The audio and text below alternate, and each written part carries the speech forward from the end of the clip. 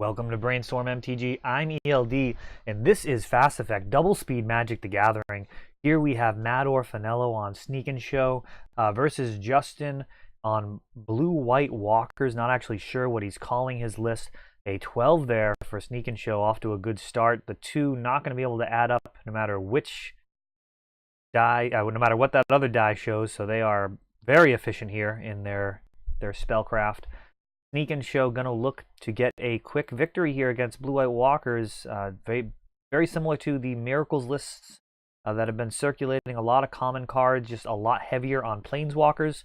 We're gonna see cards like Teferi and Jace team up to create a very powerful board without creatures. Whereas Sneak and Show is gonna look to get some of the best creatures in the game ever. Down and turning sideways for a quick victory. Of course, the enablers there are Show and Tell and Sneak Attack, along with Omniscience, which is probably the most significant upgrade to Sneak and Show in recent years. Omniscience really settled in as a solid role player, allowing you to cast Emrakul and get that trigger, and also combo out with Cunning Wish, though that has fallen a little bit out of fashion. Justin starting out slowly with Ponder, starting to sculpt Sneak and Show, building a mana base with a couple of Scalding Tarns, and Stoneforge Mystic, showing a significant difference from the Miracles lists that are circulating, grabbing Batterskull, so able to set a clock here, and life gain is actually not incidental versus Sneak and Show. Very often the monsters are only going to be around for a short time. I'm talking about putting them in off of Sneak Attack. And when that happens, if you can be outside of range, particularly outside of Gristlebrand plus Emrakul, that means that they may have to go through an entire additional attack step. Even if you lose 6 permanents, you may still have a chance at that game. A slim chance, but it is better than none. And Stoneforge looking to do its thing here. Brainstorm, a couple of fetch lands from Sneak and Show. Now is time to start sculpting.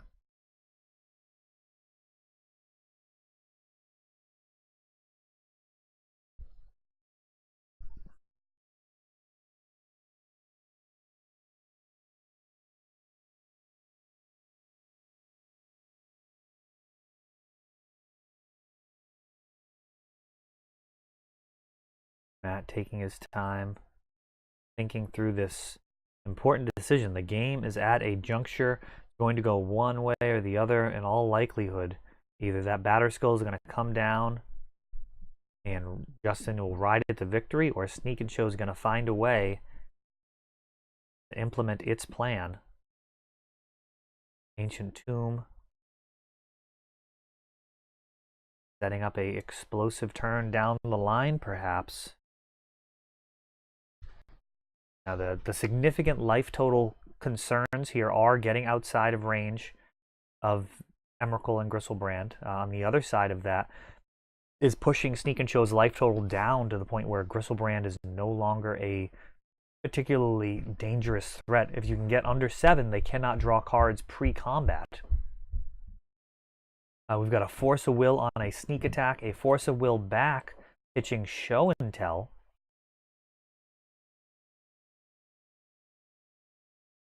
Got to think Matt has some more protection in his hand, perhaps. He's actually not going to need it. All right. One thing to consider there is that Show and Tell, very, very potent with Sneak Attack. You can Show and Tell in your own Sneak Attack effectively. All right, so he does have more. He's got the Flusterstorm, so Force, I guess another Force from Justin there, and then a Flusterstorm back. And we'll see if this is going to be an Emrakul or a Gristlebrand. Emrakul likely better here. Gristlebrand. All right, now he can try and draw into a red source.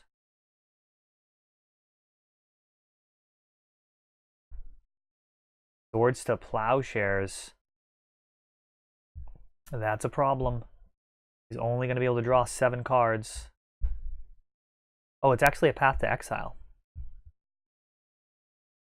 Fair enough. So it's actually a bit dicey. He's drawn 7. Now we'll see when he did this. If this was after attackers, I don't believe it was. I mean, it was not tapped. Very interesting there. So Matt could have drawn into Lotus Petal Emrakul there. And that would have been a problem. Of course, letting him draw the 7 would have also been a disaster because he could have drawn into Force of Will. But even with that trump card, Justin was still in danger, and that speaks to the power of Sneak and Show. Very difficult to have the deck completely cold.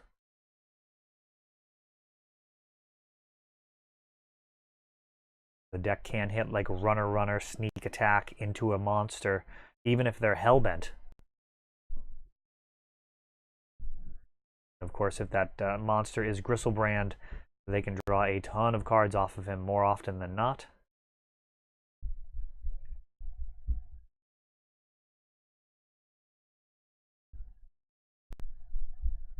So Stoneforge proving to add some serious clock to this matchup, closing it out and not giving the life back, opting for the less popular Path to Exile instead of Swords to Plowshares. That's some interesting deck building there. Gotta feel like Miracles and the traditional builds would have really struggled from there.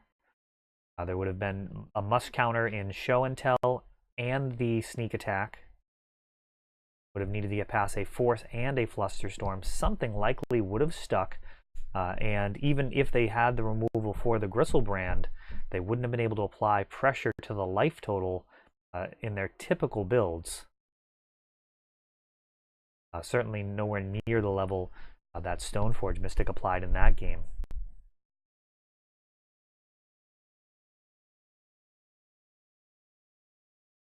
See if Matt can do a little bit better on the play and force a game 3. We see a textless promo on top, Lotus Petal Boseiju. And he may need to keep this on the strength of Boseiju. If you're sideboarding that card in, oh, and he throws it back. Likely would have kept that. He had a Lotus Petal. Difficult decision there. Matt, perhaps more familiar with the deck than I am. What would you have done there? You have Boseiju, Lotus Petal, and Ponder. Do you lead out with Boseiju on turn 1 and hope to draw a land? If you hit that land, it's going to be clear sailing. If you don't, you can Lotus Petal and Ponder if you really want to make sure that you hit that second land drop. But just how good is Boseiju against this blue-white Walker list? It seems like it's absolute fire.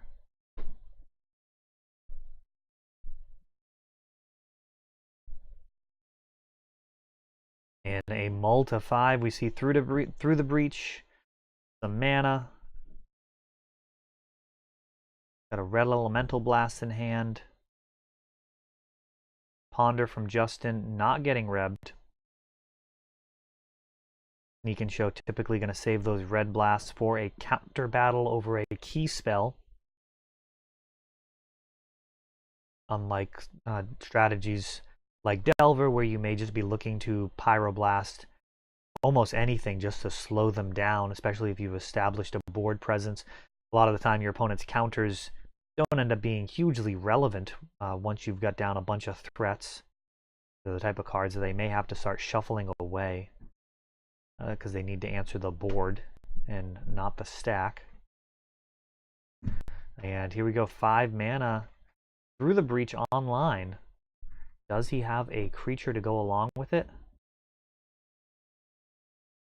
And Stoneforge Mystic again early here for Justin.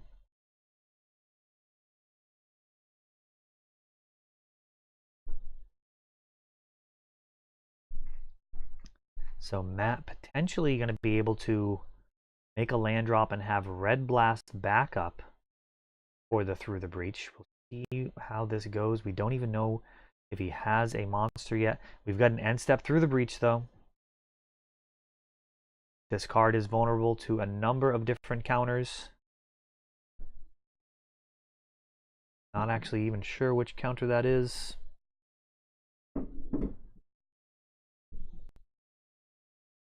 We've got a Brainstorm on Matt's turn. You know what counter that is? Let me know in the comments. Brainstorm keeping the ball rolling here. Arcane Artisan. A card that in some lists is replaced Through the Breach. Post board. Most decks are boarding out their creature removal.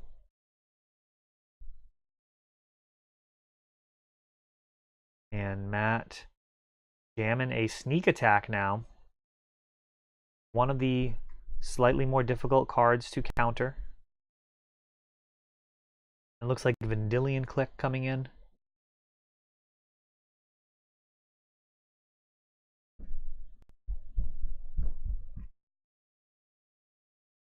And a Red Blast.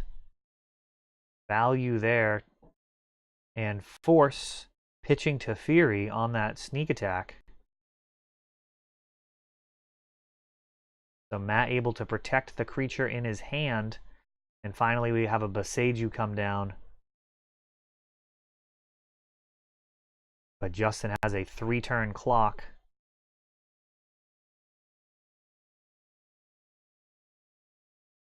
Looks like a Meddling Mage. So he's gonna probably keep that and name Show and Tell. That'll at least allow him to be able to counter the Sneak Attack. That is an Alara block. Alara Reborn Meddling Mage. Of course, the invitational art redone on that one.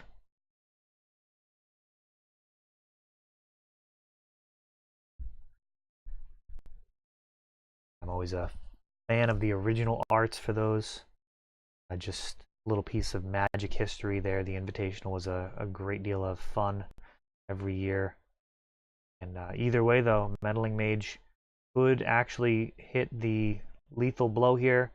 Down to 2 life. Boseiju's cost is going to be too high, even if he did have it in hand. And Blue-White Walkers taking down one of the best decks in the format right now in Sneak and Show.